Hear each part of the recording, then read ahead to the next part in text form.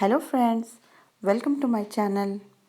ಇವತ್ತು ನಾನು ತುಂಬ ಬ್ಯೂಟಿಫುಲ್ ಆಗಿರೋ ಫ್ಲವರ್ ಆ್ಯಂಥೋರಿಯಮ್ಮ, ಹಾಗೆ ಅಷ್ಟೇ ಬ್ಯೂಟಿಫುಲ್ ಆಗಿರೋ ಗಿಡನೂ ಹೌದು. ಇದನ್ನ ನಾವು ತುಂಬ ವರ್ಷದಿಂದ ನಮ್ಮ ಮನೇಲಿ ಬೆಳೀತಾ ಇದ್ದೀವಿ. ಅದನ್ನು ಹೇಗೆ ಕೇರ್ ತಗೊಳ್ಳೋದು, ಹೇಗೆ ಬೆಳೆಯೋದನ್ನ ಅನ್ನೋದ್ರ ಬಗ್ಗೆ ಫುಲ್ ಡೀಟೇಲಾಗಿ ಮಾತಾಡೋಣ ಅಂತ ಹೇಳಿ ನಾನು ಈ ವ್ಲಾಗ್ ಸ್ಟಾರ್ಟ್ ಮಾಡ್ತಾಯಿದ್ದೀನಿ. So once again welcome to my channel.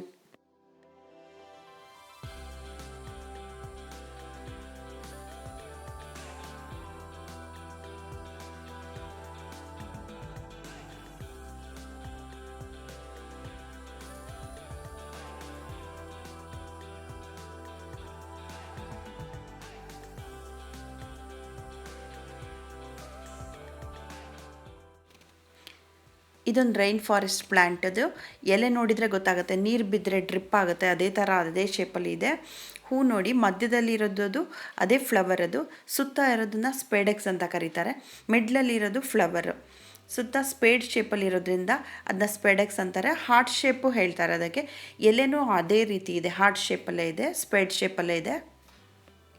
ಮಧ್ಯ ಫ್ಲವರ್ ಅಂತ ತೋರಿಸಿದ್ನಲ್ಲ, ಅದರಿಂದನೇ ಪಾಲಿನೇಷನ್ ಆಗೋದು. ಹಾಗೆ ಇನ್ಸೆಕ್ಟ್ಸ್ನ ಅಟ್ರಾಕ್ಟ್ ಕೂಡ ಮಾಡುತ್ತೆ ಅದು. ಕ್ಯಾಟಪಿಲ್ಲರು, ಸ್ನೇಲ್ ಎಲ್ಲ ಬಂದು ಅದನ್ನು ತಿನ್ನುತ್ತೆ. ಈ ಫ್ಲವರ್ ಲೈಫ್ ಟೈಮ್ ಜಾಸ್ತಿ ಇರುತ್ತೆ. ಒಂದು ಸಲ ಹೂ ಬಿಟ್ಟರೆ 1 ಮಂತ್ ತನಕ ಫ್ರೆಶ್ ಆಗೇ ಇರುತ್ತೆ, ಹೂ ಬಾಡಲ್ಲ. ಇದರಲ್ಲಿ ತುಂಬ ಕಲರ್ಸ್ ಇರುತ್ತೆ. ನಿಮ್ಗೆ ಅದೆಲ್ಲ ಆರೆಂಜ್ ರೆಡ್ ಥರ ಕಾಣಿಸ್ತಾ ಇರ್ಬೋದು. ಅದೆಲ್ಲ ಸ್ವಲ್ಪ ಸ್ವಲ್ಪ ಡಿಫ್ರೆನ್ಸ್ ಇದೆ. ಇದು ವೈಟ್ ಕಲರ್ ಇವಾಗ ತೋರಿಸ್ತಾ ಇರೋದು ನಾನು. ಆ್ಯಂಥೋರಿಯಮ್ನ ನಾವು ಸೀಡ್ಸಲ್ಲೂ ಬೆಳಿಬೋದು. ಇವಾಗ ಸೀಡ್ಸ್ ಹೇಗಿರುತ್ತೆ ಅಂತ ತೋರಿಸ್ತೀನಿ ನೋಡಿ. ಇದಿನ್ನೂ ಚಿಕ್ಕ ಚಿಕ್ಕದಾಗಿದೆ, ಇದು ದಪ್ಪ ಆಗುತ್ತೆ, ಮಣಿಯಷ್ಟು ದಪ್ಪ ಆಗುತ್ತೆ. ಅದನ್ನು ನಾವು ಬಿಡಿಸ್ಕೊಂಡ್ಬಿಟ್ಟು ನಾವು ಮಣ್ಣಲ್ಲಿ ಅಥವಾ ಕೋಕೋ ಪೀಟಲ್ಲಿ ಹಾಕಿಬಿಟ್ಟು ಬೆಳಿಬೋದು. ಇದನ್ನು ಇಂಡೋರ್ ಮತ್ತು ಔಟ್ಡೋರ್ ಎರಡೂ ಕಡೆ ಬೆಳಿಬೋದು. ಇಂಡೋರ್ ಆದರೆ ಇಂಡೈರೆಕ್ಟ್ ಸನ್ಲೈಟ್ ಬೀಳೋ ಥರ ಇರಬೇಕು, ಬೆಳಕು ಜಾಸ್ತಿ ಬ್ರೈಟ್ ಲೈಟ್ ಇರಬೇಕು, ವೆಂಟಿಲೇಷನ್ನು ಜಾಸ್ತಿ ಇರಬೇಕು. ಆದರೆ ಡೈರೆಕ್ಟ್ ಸನ್ಲೈಟ್ ಬೀಳೋ ಥರ ಇರಬಾರ್ದು. ಔಟ್ಡೋರಲ್ಲಿಟ್ಟರೆ ಸೆಮಿ ಶೇಡ್ ಇರಬೇಕು. 50% ಮಾತ್ರ ಸನ್ಲೈಟ್ ಬೀಳಬೇಕು, ಡೈರೆಕ್ಟ್ ಸನ್ಲೈಟ್ ಬೀಳಬಾರ್ದು. ಶೇಡ್ ನೆಟ್ ಹಾಕ್ಬೋದು, ಇಲ್ಲಾಂದರೆ ನೆರಳಲ್ಲಿ ಇಟ್ಬಿಟ್ಟು ಸ್ವಲ್ಪ ಬಿಸಿಲು ಮಾತ್ರ ಬೀಳೋ ಅಂಥ ಜಾಗ ನೋಡಿಬಿಟ್ಟು ಇಟ್ಕೋಬೋದು. ತುಂಬ ಕೋಲ್ಡ್ ಇರೋ ಪ್ಲೇಸ್ ಅಂದರೆ ಸ್ನೋಫಾಲ್ ಆಗುತ್ತಲ್ಲ, ಅಂಥ ಪ್ಲೇಸ್ಗಳಲ್ಲೂ ಇದು ಬರಲ್ಲ. ತುಂಬ ಹೀಟ್ ಇರೋದು 35 ಡಿಗ್ರಿ ಎಬೋವ್ ಇರುತ್ತಲ್ಲ, ಅಂಥ ಪ್ಲೇಸಲ್ಲೂ ಇದು ಬರಲ್ಲ. ವಾರ್ಮ್ ಟೆಂಪ್ರೇಚರ್ ಇರಬೇಕು ಇದಕ್ಕೆ. ಆಮೇಲೆ ಮಣ್ಣು ಮಾಯ್ಸ್ಟ್ ಇರಬೇಕು. ಇವಾಗ ನಾನು ತೋರಿಸ್ತಾ ಇದ್ದೀನಲ್ಲ, ಸ್ವಲ್ಪ ತೇವಾಂಶ ಇರಬೇಕು ಮಣ್ಣಲ್ಲಿ.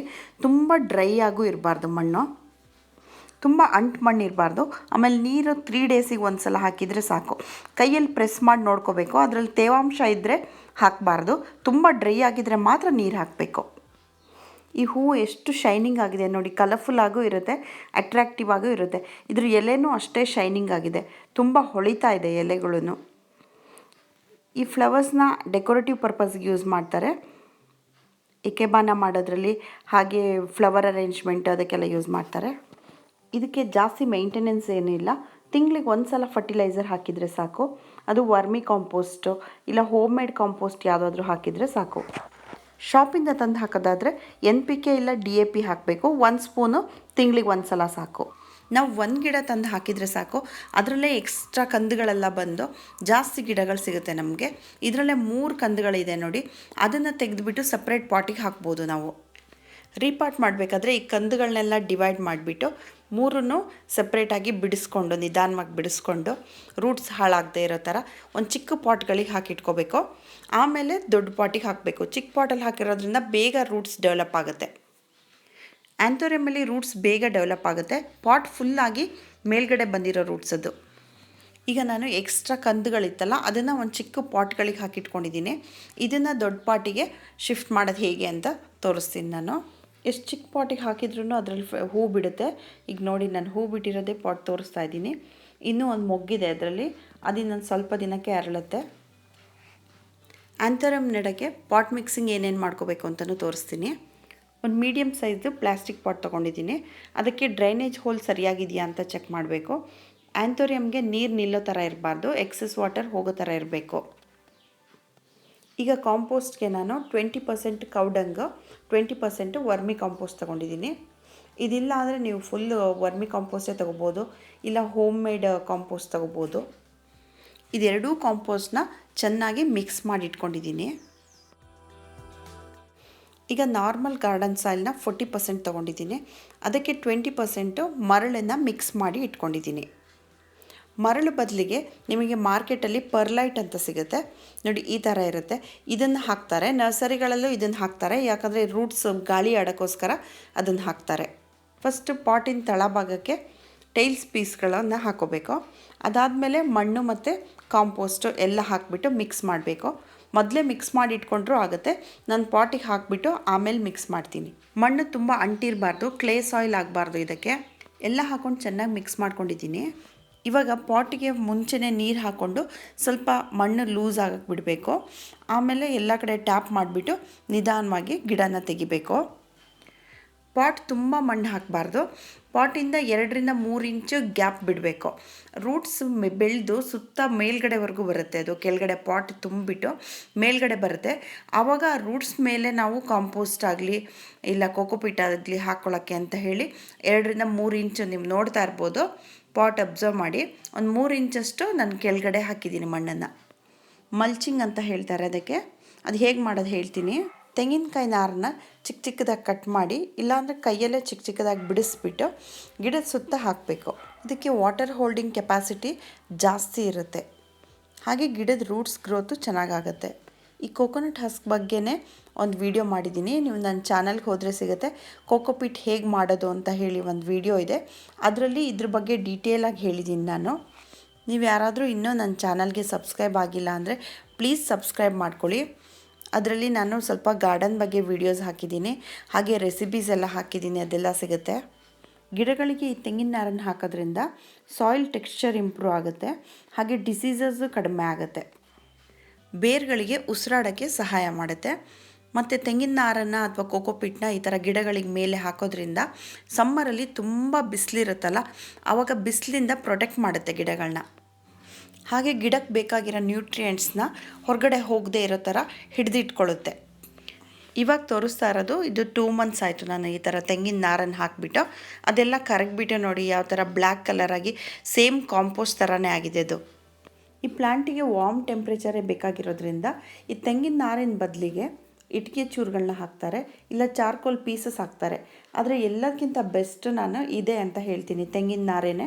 ಇದಾದರೆ ಬೇಗ ಕರಗಿ ಮೆಲ್ಟಾಗಿ ಅದು ಗೊಬ್ಬರನಾದರೂ ಆಗುತ್ತೆ. ಪಾಟ್ ನೋಡೋಕ್ಕೂ ತುಂಬ ಕ್ಲೀನಾಗಿ ಕಾಣಿಸುತ್ತೆ. ಇವಾಗ ನಾನು ತೋರಿಸ್ತಾ ಇರೋ ಪ್ಲ್ಯಾಂಟ್ ಇದು. ಇದನ್ನು ಯಾವಾಗಲೂ ನೆರಳಲ್ಲೇ ಇಡ್ತಾ ಇದ್ದೆ, ಅದಕ್ಕೆ ಎಷ್ಟು ಹೆಲ್ದಿ ಆಗಿದೆ ನೋಡಿ ಪ್ಲ್ಯಾಂಟ್ ಇದು. ಈ ಪ್ಲ್ಯಾಂಟಿಗೆ ಬಿಸಿಲು ಸ್ವಲ್ಪ ಜಾಸ್ತಿ ಬಿದ್ದಿದೆ, ಅದು ಒಣಗಿಬಿಟ್ಟು ಎಲೆಗಳೆಲ್ಲ ನೋಡಿ ಯಾವ ಥರ ಡ್ರೈ ಆಗಿದೆ ಅಂತ ಹೇಳಿ, ಸೈಡೆಲ್ಲ ಸುಟ್ಟು ಹೋದಂಗಾಗಿದೆ. ಬಿಸಿಲು ಜಾಸ್ತಿ ಆದರೆ ಈ ಥರ ಆಗುತ್ತೆ. ಹೂಗಳನ್ನು ಬಿಸಿಲಿಗೆ ಎಲ್ಲ ಸುಟ್ಟು ಹೋಗಿದೆ. ಈ ಗಿಡ ಇವಾಗ ತೋರಿಸ್ತಾ ಇರೋದು ಇದು ತುಂಬ ಹೆಲ್ದಿಯಾಗಿದೆ. ಗಿಡ ತುಂಬ ಹೂ ಬಿಟ್ಟಿದೆ. ಕಲರ್ಸು ನೋಡಿ ಎಷ್ಟು ಚೆನ್ನಾಗಿದೆ. ಇದೆಲ್ಲ ಡಿಫ್ರೆಂಟ್ ಕಲರ್ಸು. ಆ್ಯಂಥೋರಿಯಮಲ್ಲಿ ತುಂಬ ಕಲರ್ಸ್ ಬರುತ್ತೆ, ಅದರಲ್ಲಿ ರೆಡ್ ಮತ್ತು ಆರೆಂಜ್ ತುಂಬ ಪಾಪ್ಯುಲರ್ ಕಲರು. ಈಗ ತೋರಿಸ್ತಾ ಇರೋದೆಲ್ಲ ಇದು ಸಿಮೆಂಟ್ ಪಾಟ್ಗಳು. ನಾನು ಹಾಕಿರೋದೆಲ್ಲ ಆ್ಯಂಥೋರಿಯಮ್ಸು ಸಿಮೆಂಟ್ ಪಾಟಲ್ಲೇ ಹಾಕಿದ್ದೀನಿ. ಆದರೆ ನಾನು ಹೇಳೋ ಸಜೆಷನ್ ಏನಂದರೆ, ನೀವು ಹಾಕೋದಾದರೆ ಟೆರಾಕೋಟಾ ಪಾಟ್ಗಳಲ್ಲೇ ಹಾಕಿ. ಅದಾದರೆ ನಮಗೆ ಒಂದು ಕಡೆಯಿಂದ ಒಂದು ಕಡೆ ಶಿಫ್ಟ್ ಮಾಡೋಕ್ಕೆ, ಎತ್ತಿಡೋಕ್ಕೆ ಎಲ್ಲದಕ್ಕೂ ಈಸಿ ಆಗುತ್ತೆ. ಈ ಥರ ಪಾಟ್ಸ್ ಆದರೆ ಇದು ಹೆವಿ ಇರುತ್ತೆ, ಇನ್ನೊಬ್ರದ್ದು ಹೆಲ್ಪ್ ತಗೊಳ್ಳೇಬೇಕಾಗುತ್ತೆ. ಟೆರಾಕೋಟಾ ಅಥವಾ ಪ್ಲಾಸ್ಟಿಕ್ ಪಾಟಲ್ಲಿ ಹಾಕ್ಕೊಂಡ್ರೆ ನಾವು ಒಬ್ಬರೇ ಎಲ್ಲ ಎತ್ತಿಟ್ಟು ಕ್ಲೀನ್ ಮಾಡ್ಕೋಬೋದು. ಆ್ಯಂಥೋರಿಯಮಲ್ಲಿ ರೂಟ್ಸ್ ಎಲ್ಲ ಪಾಟ್ ಫುಲ್ಲಾಗಿ ಮೇಲ್ಗಡೆ ಬರುತ್ತೆ, ಈ ಥರ ಮೇಲ್ಗಡೆಗೆ ಬಂದಿರುತ್ತೆ. ಅದ್ರ ಮೇಲೆ ನಾವು ಕೋಕೋಪೀಟ್ ಆಗಲಿ ಇಲ್ಲ ಯಾವುದಾದ್ರೂ ಕಾಂಪೋಸ್ಟ್ ಹಾಕ್ಕೊಳ್ಬೋದು. ಹಾಗಾಗಿ 3 ಇಂಚ್ ಗ್ಯಾಪ್ ಕೊಡಬೇಕು ಅಂತ ಹೇಳಿದ್ದು ನಾನು. ನೀರು ತುಂಬ ಜಾಸ್ತಿ ಹಾಕಬಾರ್ದು, ನೀರು ಜಾಸ್ತಿ ಆದರೆ ಈ ರೂಟ್ಸ್ ಎಲ್ಲ ಕೊಳ್ತೋಗುತ್ತೆ. ನಮ್ಮನೆಯಲ್ಲಿ ಆ್ಯಂಥೋರಿಯಮ್ಸ್ ಇಟ್ಟಿರೋ ಜಾಗದಲ್ಲಿ ಬೆಳಗಿನ ಬಿಸಿಲು ಬೀಳಲ್ಲ. ಆಫ್ಟರ್ನೂನು 3 o'clock ಮೇಲೆ ಬರುತ್ತೆ, 3 to 6 ಮಾತ್ರ ಬಿಸಿಲು ಬೀಳುತ್ತೆ. ಹಾಗಾಗಿ ಈ ಗಿಡಗಳು ಯಾವಾಗಲೂ ಹೆಲ್ದಿಯಾಗಿರುತ್ತೆ. ಡೇ ಟೈಮಲ್ಲಿ ತುಂಬ ಬಿಸಿಲಿದ್ದು ರಾತ್ರಿ ಎಲ್ಲ ತುಂಬ ಚಳಿ ಇರುತ್ತಲ್ಲ, ಅಂಥ ಊರುಗಳಲ್ಲೂ ಈ ಗಿಡ ಬರಲ್ಲ. 15 ಡಿಗ್ರಿಯಿಂದ 32 ಡಿಗ್ರಿ ಒಳಗಿರೋ ಟೆಂಪ್ರೇಚರ್ ಇರೋವಂಥ ಊರುಗಳಲ್ಲಾದರೆ ಈ ಗಿಡಗಳು ಚೆನ್ನಾಗಿ ಬೆಳಿಬೋದು. ಈ ಗಿಡದ ಮೇಂಟೆನೆನ್ಸ್ ತುಂಬ ಈಸಿ. ನೆರಳಲ್ಲೇ ಇಡಬೇಕು, ಡೈರೆಕ್ಟ್ ಸನ್ಲೈಟ್ ಬೀಳ್ತಾ ಇರಬಾರ್ದು, ಗಾಳಿ ಬೆಳಕು ಚೆನ್ನಾಗಿ ಬರ್ತಾ ಇರಬೇಕು. ಮಣ್ಣಲ್ಲಿ ಯಾವಾಗಲೂ ತೇವಾಂಶ ಇರಬೇಕು. ಈ ಗಿಡಗಳನ್ನ ಸೀಡ್ಸ್ ಫಾರ್ಮೇಷನ್ ಮಾಡಿಕೊಂಡು ಬೆಳಿಬೋದು. ಇದೆಲ್ಲ ಕಾಣಿಸ್ತಾ ಇರೋದು ಸೀಡ್ಸು, ಇದಿನ್ನೂ ದಪ್ಪ ಆಗುತ್ತೆ. ಆದರೆ ಇದೆಲ್ಲ ತುಂಬ ಲಾಂಗ್ ಪ್ರೋಸೆಸ್ ಹಿಡಿಯುತ್ತೆ, ಗಿಡನೂ ತುಂಬ ಲೇಟಾಗಿ ಬರುತ್ತೆ. ಅದಕ್ಕಿಂತ ಬೆಸ್ಟ್ ಅಂದರೆ ಅದ್ರ ಕಂದುಗಳು ಬರ್ತಾ ಇರುತ್ತಲ್ಲ, ಅದನ್ನೇ ಇನ್ನೊಂದು ಪಾಟಿಗೆ ಹಾಕ್ಕೊಂಡು ನಾವು ಗಿಡಗಳನ್ನ ಬೆಳಿಬೋದು. ಫರ್ಟಿಲೈಸರು ಅಷ್ಟೇ, ನಾನು ಹೇಳ್ದಂಗೆ ಮಂತ್ಲಿ ಒನ್ಸ್ ಮಾತ್ರ ಹಾಕಬೇಕು. ನೀವು ಜಾಸ್ತಿ ಹಾಕಿದಷ್ಟು ಎಲೆಗಳು ಜಾಸ್ತಿ ಆಗುತ್ತೆ, ಹೂ ಕಡಿಮೆ ಆಗುತ್ತೆ. ಇವಿಷ್ಟು ಟಿಪ್ಸ್ನ ನೆನ್ಪಿಟ್ಕೊಂಡ್ರೆ ಸಾಕು, ಈ ಆ್ಯಂಥೋರಿಯಮ್ಸ್ ಬೆಳೆಯೋದು ತುಂಬ ಈಸಿ.